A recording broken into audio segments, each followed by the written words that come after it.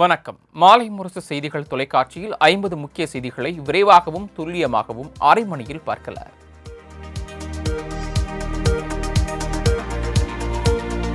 மாணவர்களின் நலனில் தமிழக அரசு அக்கறை காட்டவில்லை எனவும் தமிழக எம்பிக்கள் நாகரிகமற்று நடப்பதாகவும் மத்திய கல்வி அமைச்சர் தர்மேந்திர பிரதான் கூறியதால் அவையில் காரசார விவாதம் நடந்தது. நாடாளுமன்ற பட்ஜெட் கூட்டத்தொடரின் 2ஆம் அமர்வு இன்று தொடங்கியது. மக்களவை கூடிய சிறிது நேரத்தில் தென்சென்னை திமுக எம்பி தமிழச்சி தங்கபாண்டியன் தேசிய கல்விக் கொள்கை மற்றும் PM-ஸ்ரீ திட்டத்திற்கான நிதி ஒதுக்கீடு தொடர்பாக கேள்வி எழுப்பினார். இதற்கு பதிலளித்த மத்திய அமைச்சர் தர்மேந்திர பிரதான் PM-ஸ்ரீ திட்டத்தை ஏற்பதாக தமிழக அரசு அறிவித்துவிட்டு பின் யூட்டன் அடித்து விட்டதாக விமர்சித்தார். மொழியை வைத்து விளையாடும் தமிழக அரசு மாணவர்களின் எதிர்காலத்தை பாழாக்குவதாகவும் குற்றம் சாட்டினார். மேலும் தமிழக எம்பிக்கள் நாகரிகமற்ற முறையில் செயல்படுவதாகவும் கூறினார். இதற்கு தமிழக எம்பிக்கள் கடும் எதிர்ப்பு தெரிவித்ததை அடுத்து அவர் தனது பேச்சை திரும்பப் பெறுவதாக கூறினார்.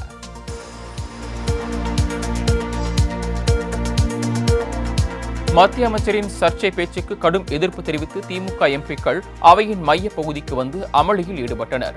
தொடர்ந்து மத்திய அமைச்சரின் குற்றச்சாட்டுக்கு பதில் அளித்த திமுக எம்பி கனிமொழி தமிழக அரசையும் தமிழக மக்களையும் தர்மேந்திர பிரதான் அவமதித்து விட்டதாக கண்டனம் தெரிவித்தார். PM-ஸ்ரீ திட்டத்தை ஏற்கிறோம் என தாங்கள் எப்போதும் கூறியதில்லை எனவும் தர்மேந்திர பிரதான் பொய்யான தகவலை கூறுவதாகவும் கனிமொழி எம்பி தெரிவித்தார். அத்துடன் மும்மொழிக் கொள்கையை ஏற்க முடியாது எனவும் கனிமொழி திட்டவட்டமாக தெரிவித்தார்.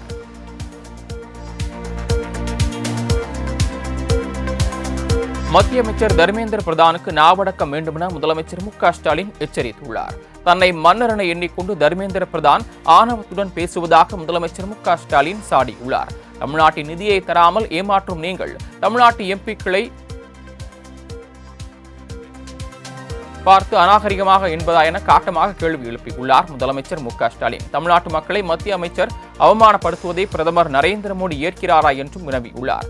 தமிழ்நாட்டு மாணவர்களுக்குரிய நிதியை தங்களிடம் இருந்து வசூல் செய்த வரியை விடுவிக்க முடியுமா முடியாதா என்பதற்கு மட்டும் பதில் கூறுங்கள் என்றும் முதலமைச்சர் மு.க.ஸ்டாலின் காட்டமாக கூறியுள்ளார்.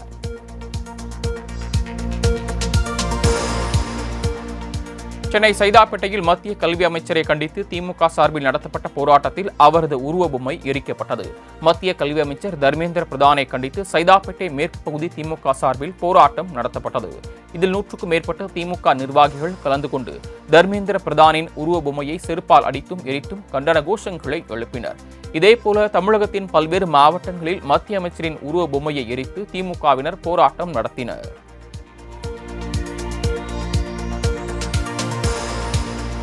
முதலமைச்சர் ஸ்டாலினின் சாயம் வெளுத்து விட்டதாகவும் இனியும் தமிழக மக்களை அவர் ஏமாற்ற முடியாது எனவும் தமிழக பாஜக தலைவர் அண்ணாமலை தெரிவித்துள்ளார். மத்திய அமைச்சர் தர்மேந்திர பிரதானுக்கு நாவடக்கம் வேண்டுமென முதலமைச்சர் மு.க.ஸ்டாலின் தெரிவித்திருந்தார். இதற்கு எதிர்ப்பு தெரிவித்து அண்ணாமலை தனது எக்ஸ் பக்கத்தில் முதலமைச்சருக்கு 3 கேள்விகளை எழுப்புவதாக பதிவிட்டுள்ளார். அதன்படி திமுகவினர் நேர்மையற்றவர்கள் என மத்திய அமைச்சர் கூறியதில் என்ன தவறு என்றும் மக்களின் எண்ணங்களை மதிப்பதாக கூறுகிறீர்களே, யார் அந்த மக்கள் என்றும் வினவியுள்ளார். மேலும் யார் அந்த சூப்பர் முதல்வர் என கேள்வி எழுப்பிய அவர் ஏழை மக்களின் கல்வியில் அரசியல் செய்வது யார் என்றும் அவர்களுக்கு தெரியும் எனவும் தெரிவித்துள்ளார்.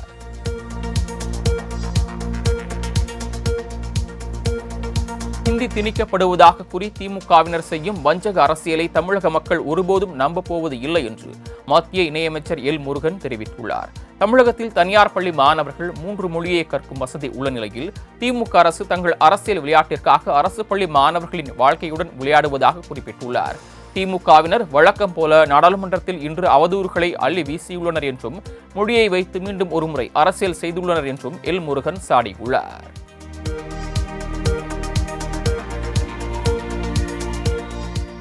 தூத்துக்குடி மாவட்டம் சிறுவைகுண்டத்தில் ஜாதி பிரச்சினை காரணமாக தன் மகன் மீது தாக்குதல் நடத்தப்பட்டிருப்பதாக பாதிக்கப்பட்ட தேவேந்திரனின் தந்தை தங்க கணேஷ் தெரிவித்துள்ளார்.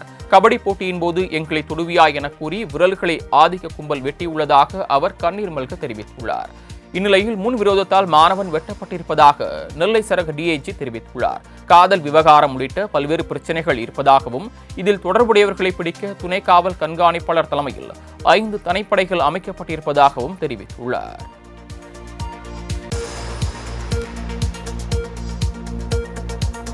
தூத்துக்குடி மாவட்டம் சிறுவைகுண்டம் அருகே பள்ளி மாணவனை அரிவாளால் தாக்கிய மர்ம கும்பலை போலீசார் தேடி வருகின்றனர். அரியநாயகிபுரத்தை சேர்ந்த தேவேந்திரன் திருநெல்வேலியில் உள்ள தனியார் பள்ளியில் 11ஆம் வகுப்பு படித்து வருகிறார். இவர் பள்ளிக்கு பேருந்தில் பயணித்த போது 3 பேர் கொண்ட மர்ம கும்பல் அரிவாளால் சரமாரியாக தாக்கியது.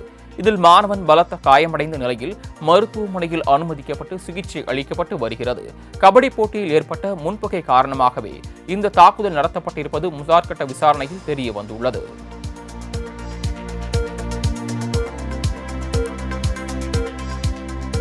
சென்னை அண்ணா நகரில் பாலியல் வன்கொடுமைக்கு உள்ளான விவகாரத்தில் சிறுமியின் வாக்குமூல வீடியோ மற்றும் ஆடியோவை பரப்பியவர்கள் மீது நடவடிக்கை எடுக்க சென்னை உயர்நீதிமன்றம் உத்தரவிட்டுள்ளது. அண்ணா நகரை சேர்ந்த 10 வயது சிறுமி பாலியல் வன்கொடுமை செய்யப்பட்டது குறித்து சிறப்பு புலனாய்வு குழுவினர் விசாரணை மேற்கொண்டு வருகின்றனர். இந்நிலையில் சிறுமியின் வாக்குமூல வீடியோ வெளியான வழக்கில் குற்றப்பத்திரிகை தாக்கல் செய்ய அவகாசம் வழங்க வேண்டும் என குற்றவியல் வழக்கறிஞர் கோரிக்கை விடுத்தார். இதனை ஏற்றுக்கொண்ட உயர்நீதிமன்ற நீதிபதிகள் விசாரணையை மார்ச் 17ஆம் தேதிக்கு ஒத்திவைத்தனர். பாமகவின் பொது நிலநிதி அறிக்கையை அக்கட்சி நிறுவனர் ராமதாஸ், தலைவர் அன்புமணி ஆகியோர் கூட்டாக வெளியிட்டனர். தமிழ்நாட்டு மக்களுக்கான திட்டங்களை வகுப்பதிலும் நிதிநிலை அறிக்கையை தயாரிப்பதிலும் அரசுக்கு வழிகாட்ட வேண்டும் என்ற நோக்கில் 2003ஆம் ஆண்டு முதல் 2024ஆம் ஆண்டு வரை பாமக சார்பில் பொது நிலநிதி அறிக்கை வெளியிடப்பட்டு வருகிறது. அந்த வகையில் விழுப்புரம் மாவட்டம் திண்டிவனம் அடுத்த தைலாபுரம் தோட்டத்தில் பாமக சார்பில் 2025-26ஆம் ஆண்டிற்காக 158 பொது நிலநிதி அறிக்கையை வெளியிட்டது. இதில் பாமக கௌரவ தலைவர் ஜி.கே. மணி மற்றும் பாமக நிர்வாகிகள் உடனிருந்தனர்.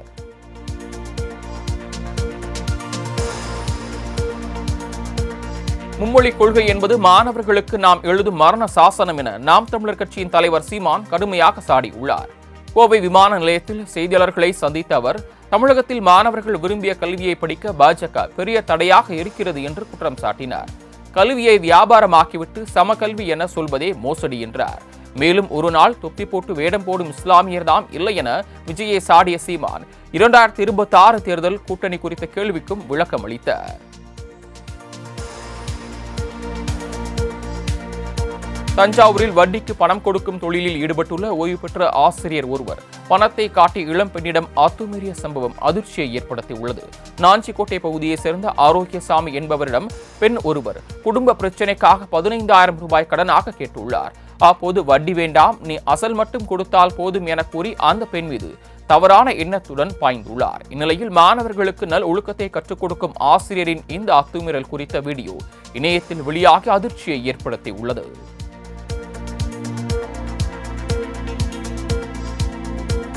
திமுகவை வசைபாடுபவர்களும் வாழ்த்துகிற சூழல் உருவாகியிருப்பதற்கு முதலமைச்சர் மு.க. ஸ்டாலினே காரணம் என்று அமைச்சர் சேகர் பாபு தெரிவித்துள்ளார். முதலமைச்சர் மு.க. ஸ்டாலினின் பிறந்த நாளையொட்டி சென்னை ராஜாஜி சாலையில் நடைபெற்ற நிகழ்ச்சியில் பங்கேற்ற பின் செய்தியாளர்களுக்கு பேட்டியளித்த அவர் இதனை தெரிவித்தார். முதலமைச்சர் ஸ்டாலின் தலைமையில் செயல்படும் ஒவ்வொரு செயல்வீரனும் 100 விழுக்காடு களத்தில் நிற்பான் எனவும் அதனை புகழும் முதல்வருக்கே சொந்தம் எனவும் பெருமிதம் தெரிவித்தார். மொழி பிரச்சனையை மையப்படுத்தி தமிழகத்திற்கு மத்திய அரசு அழுத்தம் கொடுத்தால் போராட்டம் வெடிக்கும் என அதிமுக முன்னாள் அமைச்சர் ராஜேந்திர பாலாஜி தெரிவித்துள்ளார். கோயம்புத்தூரில் செய்தியாளர்களை சந்தித்த அவர், தமிழகத்தில் இருமொழி கொள்கைதான் உயிர் நாடு என்றும் மத்திய அரசு எல்லா மாநிலங்களைப் போல தமிழகத்திற்கும் சமமான நிதியை வழங்க வேண்டும் எனவும் தெரிவித்தார். மேலும் மாஃபா பாண்டியராஜன் பற்றிய பேச்சில் விவகாரத்தில் எந்த பிரச்சனையும் இல்லை என்றும் அந்த பிரச்சனைக்கு முற்றுப்புள்ளி வைக்கப்பட்டு விட்டதாகவும் தெரிவித்தார்.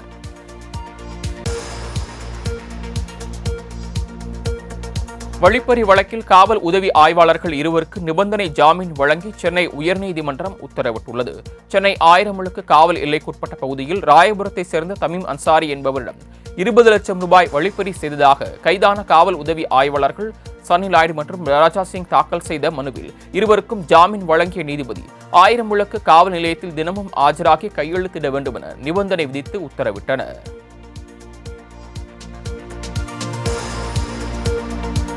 திருத்தணியில் உள்ள காய்கறி சந்தைக்கு மீண்டும் காமராஜர் நாளங்காடி என பெயர் சூட்டப்படுவதாக தமிழக அரசு அறிவித்துள்ளது. தமக்கு கிடைத்த வெற்றி என பாமக அன்புமணி ராமதாஸ் தெரிவித்துள்ளார். இதுகுறித்து எக்ஸ் பக்கத்தில் அவர் வெளியிட்டுள்ள பதிவில், திருத்தணி நகராட்சியில் காமராஜர் காய்கறி சந்தை ரூபாய் 3 கோடி மதிப்பீட்டில் மேம்படுத்தப்பட்டதாகவும் அதற்கு காமராஜர் பெயர் வைக்கப்பட்டிருந்த நிலையில் திடீரென மாற்றப்பட்டிருந்ததையும் அவர் சுட்டிக்காட்டியுள்ளார். இந்த நிலையில் மீண்டும் அவரது பெயர் வைக்கப்படும் என்று தெரிவிக்கப்பட்டுள்ளது.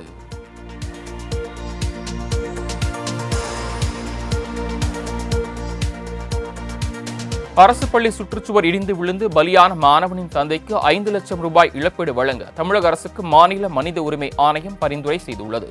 தருமபுரி மாவட்டம் குடுமியப்பட்டி கிராமத்தில் அரசு தொடக்கப்பள்ளியின் சுற்றுச்சுவர் இடிந்து விழுந்ததில் கடந்த 2016ஆம் ஆண்டு 4ஆம் வகுப்பு மாணவன் விஷால் உயிரிழந்தான். இதனை மனித உரிமை ஆணையம் தாமாக முன்வந்து விசாரணைக்கு எடுத்தது. இந்த வழக்கு விசாரணையில் உயிரிழந்த மாணவனின் தந்தைக்கு 5 லட்சம் ரூபாய் இழப்பீடு தமிழக அரசு 4 வாரத்தில் வழங்க மாநில மனித உரிமை ஆணையம் உத்தரவிட்டுள்ளது.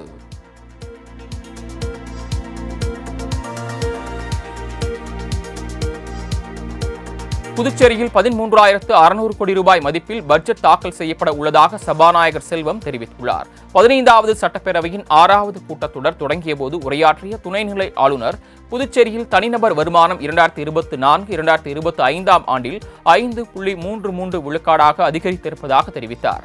ஆளுநர் உரைக்கு பிறகு செய்தியாளர்களை சந்தித்த சபாநாயகர் செல்வம் புதுச்சேரி சட்டப்பேரவை கூட்டத்தொடர் வரும் 27ஆம் தேதி வரை நடத்த திட்டமிட்டிருப்பதாக தெரிவித்தார்.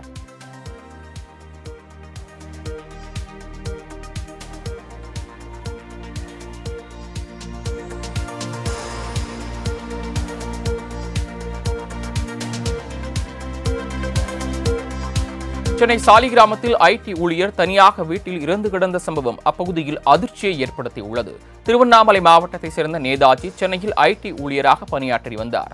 நள்ளிரவில் அவரது வீட்டிலிருந்து அதிகமாக புகை வருவதாக அருகில் இருப்பவர்கள் போலீசாருக்கு தகவல் அளித்தனர். இதனையடுத்து போலீசார் விரைந்து வந்து பார்க்கும்போது நேதாஜி எரிந்த நிலையில் கீழே விழுந்து கிடந்தார்.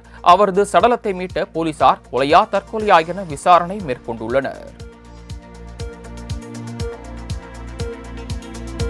கிருஷ்ணகிரி அருகே உயிரிழந்த தந்தையின் உடல் முன்பு மகனுக்கு உறவினர்கள் இணைந்து திருமணம் நடத்தி வைத்த சம்பவம் நெகிழ்ச்சியை ஏற்படுத்தியது. வரதராஜ் மஞ்சுளா தம்பதி மகன் மனிஷுக்கு பர்கூர் பகுதியைச் சேர்ந்த காவியா பிரியா திருமணம் முடிவு செய்யப்பட்டது. நேற்று நிச்சயதார்த்தம் நடத்தப்பட்ட நிலையில் விழா மேடையில் வரதராஜ் மயங்கி கீழே விழுந்து மரணமடைந்தார். இந்த நிலையில் அவரது கனவை நிறைவேற்றும் விதமாக அவரது உடல் சோபாவில் அமர வைக்கப்பட்டு அங்கு உறவினர்கள் சூழ்ந்திருக்க காவிய பிரியாவின் கழுத்தில் தாலி கட்டினார் மனிஷ். இந்த திருமண நிகழ்ச்சி காண்போரை விம்மியழச் செய்தது.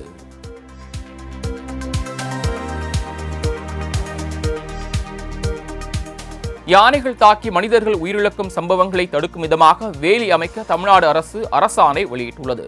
தருமபுரி மாவட்டம் தேன்கனிக்கோட்டை பகுதியில் யானை தாக்குதலில் இருந்து பாதுகாக்க 3.5 கோடி ரூபாயில் எஃகு வேலி அமைக்கவும், இதேபோல கோவை மாவட்டம் தொண்டாமுத்தூரில் யானைகள் நடமாட்டத்தால் நிகழும் மனித விலங்கு மோதல் சம்பவங்களை தடுக்க 5 கோடி ரூபாயில் 10 கிலோமீட்டர் நீளத்திற்கு யானை புகாத நவீன பாதுகாப்பு வேலிகள் அமைக்கப்படும் எனவும் தமிழ்நாடு அரசு அரசாணை வெளியிட்டுள்ளது. லண்டனில் சிம்போனி இசை நிகழ்ச்சி நடத்திய இசைஞானி இளையராஜா இன்று சென்னை திரும்பினார்.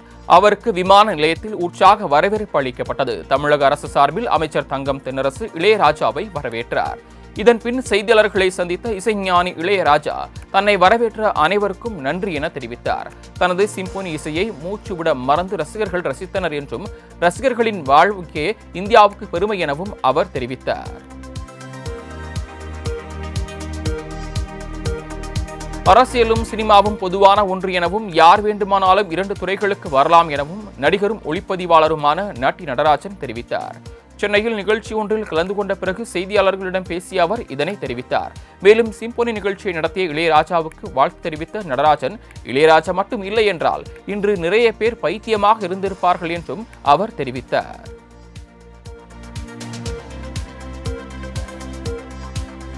விஜய் அரசியலுக்கு செல்வதால் சினிமாவில் எந்த இடைவெளியும் கிடையாது என நடிகர் சிங்கம்புலி கருத்து தெரிவித்தார். சென்னையை அடுத்த புழுதிவாக்கத்தில் தனியார் நிகழ்ச்சியில் நடிகரும் இயக்குநருமான சிங்கம்புலி கலந்து கொண்டார். பின்னர் செய்தியாளர்களை சந்தித்த அவர் விஜய் என்ன செய்ய போகிறார் என்பதை பொறுத்திருந்துதான் பார்க்க வேண்டும் என கூறினார். மேலும் சைக்கோ படத்தில் நடித்ததில் இருந்து உதயநிதி தனக்கு அவ்வளவு பிடிக்கும் என்றும் தெரிவித்தார்.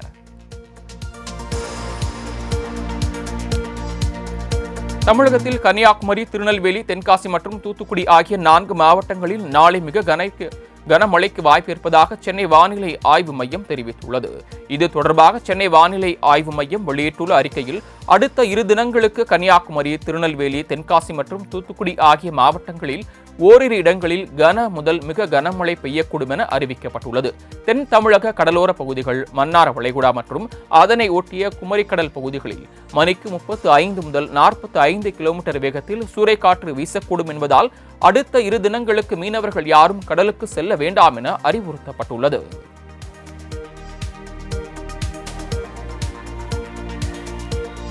இந்திய அணி சாம்பியன் டிராபி இறுதிப் போட்டியில் வெற்றி பெற்ற நிலையில் சென்னையில் இருந்து கேப்டன் தோனி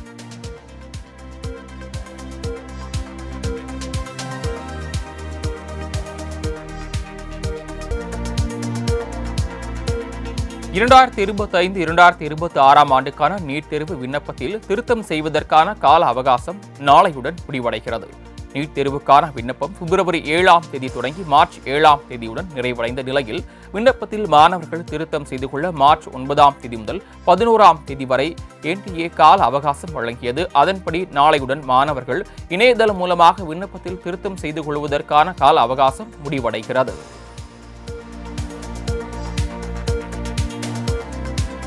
குட்கா முறைகேடு வழக்கிலிருந்து விடுவிக்க கோரி வணிக வரித்துறை முன்னாள் இணை ஆணையர் தாக்கல் செய்த மனுவிற்கு பதிலளிக்க சிபிஐக்கு சென்னை சிறப்பு நீதிமன்றம் உத்தரவிட்டுள்ளது. முன்னதாக முன்னாள் அமைச்சர்கள் PV ரமணா, CV ஜெயபாஸ்கர், குல்சர் பேகம், அனீஸ், முன்னாள் காவல் ஆணையர் ஜார்ஜ் உள்ளிட்ட 10 பேர் நீதிமன்றத்தில் நேரில் ஆஜராகி குற்றப்பத்திரிகை பெற்றுக் கொண்டனர். இந்நிலையில் வழக்கு இன்று மீண்டும் சிறப்பு நீதிமன்ற நீதிபதி சஞ்சய் பாபா முன் விசாரணைக்கு வந்தது. அப்போது குற்றம் சாட்டப்பட்ட 2 மட்டுமே குற்றப்பத்திரிகை நகல் பெறவில்லை என்றும் அவர்களை அடுத்த விசாரணைக்குள் குற்றப்பத்திரிகை நகல் பெற்றுக்கொள்ள வேண்டும் என நீதிபதி தெரிவித்தார். மேலும் சிபிஐ தரப்பில் சுமார் 400 பக்கங்கள் கொண்ட கூடுதல் இறுதி அறிக்கையை காகித வடிவிலும் 492 ஆவணங்கள் கொண்டவற்றை பென்டிரைவ் மூலமாகவும் நீதிமன்றத்தில் வழங்கப்பட்டது. குட்கா முறைகேடு வழக்கில் மொத்தம் 24 பேருக்கு குற்றப்பத்திரிகை நகல் வழங்கப்பட்டுள்ளது.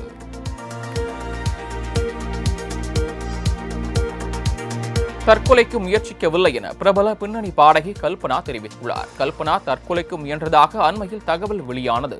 இந்நிலையில் சென்னையில் செய்தியாளர்களை சந்தித்த அவர் தனது கணவருடன் தனக்கு எந்தவொரு தகராறும் இல்லை என தெரிவித்திருக்கிறார். மேலும் உடல்நலக்குறைவு காரணமாக மாத்திரைகளை எடுத்துக் கொண்டதாகவும் அப்போது நிலை தடுமாறி மயங்கி விழுந்துவிட்டதாகவும் தெரிவித்திருக்கிறார்.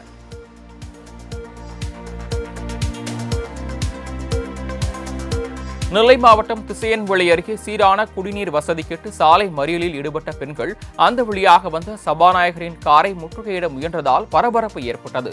திசையன்விளை அருகே உள்ள நம்பிக்குறிச்சி கிராமத்தில் 1 வாரத்திற்கு மேலாக குடிநீர் விநியோகம் செய்யப்படவில்லை என சபாநாயகரிடம் அவர்கள் முறையிட்டனர். இதனையடுத்து பெண்களிடம் குறைகளை கேட்டறிந்த சபாநாயகர் அப்பாவு உடனடியாக குடிநீர் கிடைக்க நடவடிக்கை எடுப்பதாக அதிகாரிடம் உத்தரவிட்டார். இதனைத் தொடர்ந்து பெண்கள் கலைந்து சென்றனர்.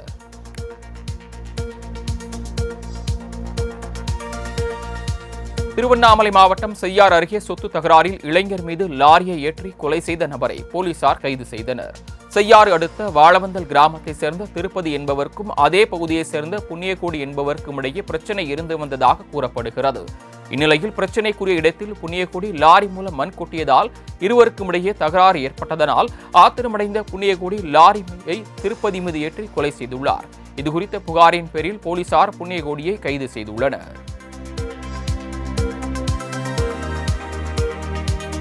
சேலம் மாவட்டம் மேட்டூர் அனல்மின் நிலையத்தில் ஒப்பந்த தொழிலாளர்கள் 11வது நாளாக தொடர் உள்ளிருப்பு போராட்டத்தில் ஈடுபட்டுள்ளனர். மேட்டூர் அனல்மின் நிலையத்தில் பணி நிரந்தரம் செய்யக்கோரி 200க்கும் மேற்பட்ட ஒப்பந்த தொழிலாளர்கள் போராட்டம் நடத்தி வருகின்றனர். அனல்மின் நிலைய அதிகாரிகளுடன் நடத்தப்பட்ட 2ஆம் கட்ட பேச்சுவார்த்தையும் தோல்வியில் முடிந்ததால் அதிருப்தி அடைந்துள்ள அவர்கள் அரசு நேரடியாக தலையிட்டு உரிய பேச்சுவார்த்தை நடத்த வேண்டும் என கோரிக்கை விடுத்துள்ளனர்.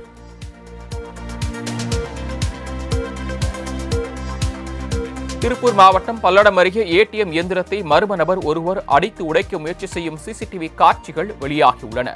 பணப்பாளையம் பகுதியில் செயல்பட்டு வரும் ATM இயந்திரத்திற்கு பணம் எடுக்க வந்த நபர் ஒருவர் இயந்திரம் சேதமடைந்திருப்பதாக போலீசாருக்கு தகவல் தெரிவித்தார்.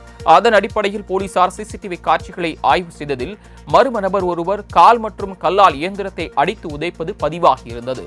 தொடர்ந்து அந்த மர்ம நபர் குறித்து போலீசார் விசாரணை மேற்கொண்டு வருகின்றனர்.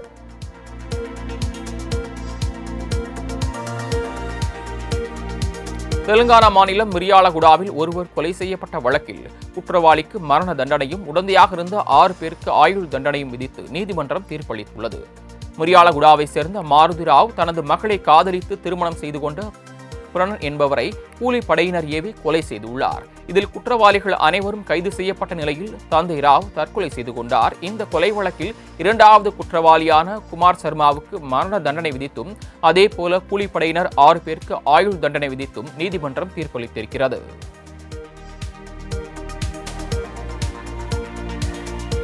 கரூரில் பட்டப்பகலில் கல்லூரி மாணவி கடத்தப்பட்ட சம்பவம் அப்பகுதியில் பெரும் பரபரப்பை ஏற்படுத்தியுள்ளது.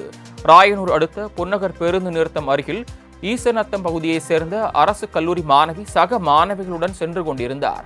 அப்போது ஆம்னி வேனில் பின்தொடர்ந்து வந்த மர்ம கும்பல் ஒன்று அவரை கடத்திச் சென்றுள்ளது. இதுகுறித்து சக மாணவிகள் அளித்த புகாரின் பேரில் சம்பவ இடத்திற்கு விரைந்து சென்ற போலீசார் விசாரணை மேற்கொண்டனர். காதலுக்கு மறுப்பு தெரிவித்ததால் காதலன் நண்பர்களுடன் சேர்ந்து மாணவியை கடத்தியதாக தெரிய வந்திருக்கிறது.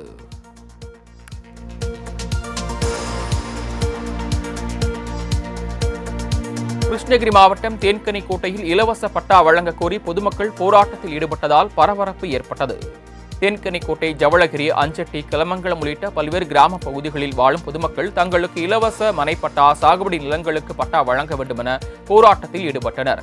ஆயிரக்கணக்கான மக்கள் கூடியதால் தேன்கனிக்கோட்டை அஞ்சட்டி சாலையில் கடும் போக்குவரத்து பாதிப்பு ஏற்பட்டது.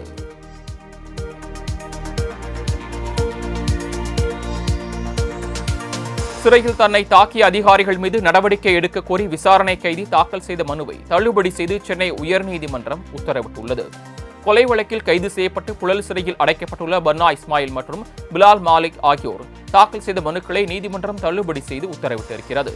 செல்போன் குறித்து ஆய்வுக்கு ஒத்துழைக்காமல் தள்ளுமுழுவில் ஈடுபட்டபோது சிறை காவலர் ஒருவர் காயமடைந்ததால் குறைந்தபட்ச பல பிரயோகத்தை அதிகாரிகள் பயன்படுத்தியதாக அளித்த அறிக்கையை ஏற்று மனுக்களை தள்ளுபடி செய்து நீதிமன்றம் உத்தரவிட்டது.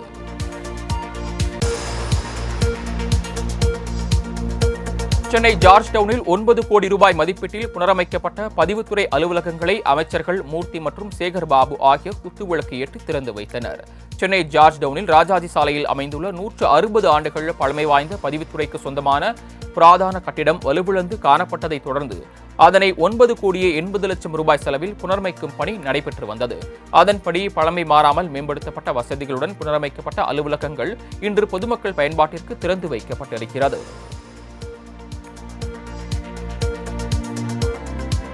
2 நாள் அரசுமுறை பயணமாக பிரதமர் நரேந்திர மோடி நாளை மொரீசியஸ் பயணம் மேற்கொள்கிறார். மொரீசியஸின் 57வது தேசிய தின கொண்டாட்டங்களில் சிறப்பு விருந்தினராக கலந்து கொள்வதற்காக செல்லும் பிரதமர் நரேந்திர மோடி இரு நாடுகளிடையே பொருளாதார மற்றும் பாதுகாப்பு உறவுகளை மேம்படுத்துவதற்கான ஒப்பந்தங்களிலும் கையெழுத்திட இருப்பதாக தகவல் வெளியாகியிருக்கிறது.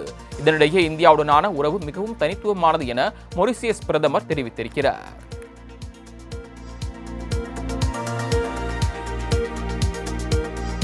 மக்களவை சபாநாயகர் ஓம் பிர்லாவை மக்களவை எதிர்க்கட்சித் தலைவர் ராகுல் காந்தி மற்றும் பிரியங்கா காந்தி ஆகியோர் சந்தித்து பேசினர். நாடு முழுவதும் வாக்காளர் பட்டியல் தயாரிப்பது குறித்து விவாதிக்க வேண்டும் என மக்களவையில் ராகுல் காந்தி வலியுறுத்தினார். அதன் தொடர்ச்சியாக மேற்கு வங்கம், மகாராஷ்டிரா உள்ளிட்ட மாநில வாக்காளர் பட்டியல் குறித்து நாடாளுமன்றத்தில் விவாதம் நடத்த அனுமதிக்க கோரி ஓம் பிர்லாவை சந்தித்து ராகுல் மற்றும் பிரியங்கா காந்தி வலியுறுத்தினர்.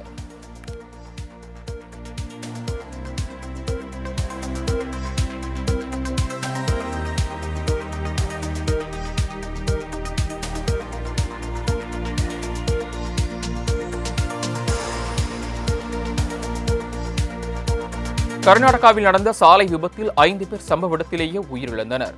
சிததுர்கா மாவட்ட தேசிய நெடுஞ்சாலையில் தமடகடல் மேம்பாலம் அருகே அதிவேகமாக வந்த கார் ஒன்று சாலையோரம் நின்று கொண்டிருந்த ட்ரக் மீது பயங்கரமாக மோதி விபத்து ஏற்பட்டது. இதில் காரில் பயணித்த 5 பேரும் சம்பவ இடத்திலேயே உயிரிழந்தனர்.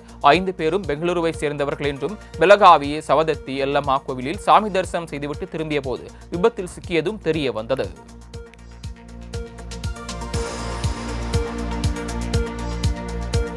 கர்நாடக மாநிலம் ஹாசன் மாவட்டத்தில் பாழடைந்த கட்டடம் இடிந்து விழுந்ததில் 3 பேர் உயிரிழந்த நிலையில் இடிபாடுகளை அகற்றும் பணியில் மீட்புக் குழுவினர் ஈடுபட்டுள்ளனர்.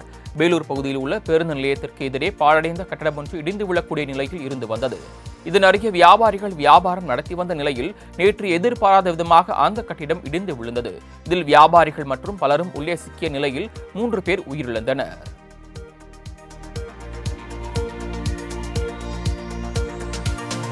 தன்னை குறித்து அவதூறு வீடியோ பரப்பியவர்கள் மீது நடவடிக்கை எடுக்க வேண்டும் என பிக்பாஸ் பிரபலம் விக்ரமன் போலீசில் புகார் அளித்துள்ளார். போரூர் அடுக்குமாடி குடியிருப்பில் பாலியல் விவகாரம் நடப்பதாக இயக்குநர் ராஜமுருகனின் மனைவி போலீசில் புகார் அளித்திருந்தார். இதற்கிடையில் விக்ரமன் ஊழியரை பாலியல் ரீதியாக தாக்க முற்படுவது போன்ற காட்சிகள் இணையத்தில் வெளியாகின. இதனால் விக்ரமன் மீது உரிய நடவடிக்கை எடுக்க வேண்டுமெனவும் புகாரில் கூறப்பட்டிருந்தது.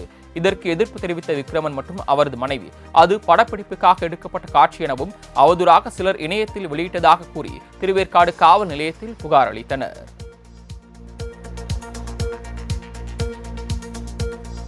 இலங்கையில் பொறியில் சிக்கி காயமடைந்த காட்டு யானையை வனத்துறையினர் மயக்க ஊசி செலுத்தி மீட்டனர். இலங்கையின் பொலனறுவை சோமாவதி தேசிய சரணாலயத்தில் உள்ள 35 வயது மதிக்கத்தக்க யானையின் முன் காலெலும்பு இரும்பு கம்பியின் பொறியில் சிக்கி காயம் ஏற்பட்டது. இதனை கண்ட வனத்துறையினர் நீண்ட நேரம் போராடி மயக்க ஊசி செலுத்தி மீட்டனர். தற்போது அந்த பொறியை அகற்றி யானைக்கு சிகிச்சை அளிக்கப்பட்டு வருவதாக வனத்துறையினர் தெரிவித்துள்ளனர்.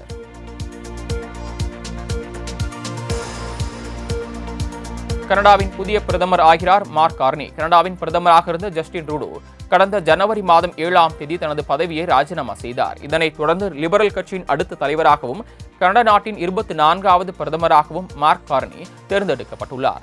லிபரல் கட்சி தலைவரான சஜித் மெஹ்ரா லிபரல் கட்சியின் தலைமை பதவிக்கான போட்டியில் முன்னாள் மத்திய வங்கி தலைவரான மார்க் கார்னியின் வெற்றி பெற்றதாக அறிவித்துள்ளார். லிபரல் கட்சியின் தலைவரான முன்னாள் பிரதமர் ஜஸ்டின் ட்ரூடோவுக்கு பிறகு புதிய பிரதமராகவும் அக்கட்சியின் தலைவராகவும் மார்க் பதவியேற்க இருக்கிறார். அமெரிக்காவின் வெள்ளை மாளிகை அருகே துப்பாக்கியுடன் சுற்றித் திரிந்த நபர் மீது பாதுகாவலர்கள் துப்பாக்கியால் சூடு நடத்தியதால் பெரும் பரபரப்பு ஏற்பட்டது. வெள்ளை மாளிகை அருகே மர்ம நபர் ஒருவர் ஆயுதங்களுடன் சுற்றி வந்துள்ளார். இதனை கண்ட பாதுகாப்பு பணியாளர்கள் அந்த நபரை நோக்கி துப்பாக்கி சூடு நடத்தினர். இதில் அந்த நபர் பலத்த காயமடைந்ததாக கூறப்படுகிறது.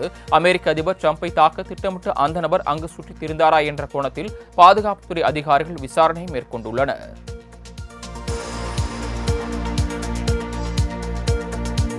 பாகிஸ்தானில் உள்ள ஆப்கானிஸ்தான் முகாமின் மேற்கூரை இடிந்து விழுந்து 6 பேர் உயிரிழந்தனர். பாகிஸ்தானின் கராச்சிக்குட்பட்ட புறநகர் பகுதியில் ஆப்கானிஸ்தான் மக்களுக்கான முகாம் ஒன்று அமைந்திருக்கிறது. இந்த நிலையில் முகாமிலிருந்து ஒரு வீட்டின் மேற்கூரை கடந்த சனிக்கிழமை இரவு திடீரென இடிந்து விழுந்துள்ளது. இதில் பெண்கள் மற்றும் குழந்தைகள் உட்பட 6 பேர் உயிரிழந்தனர்.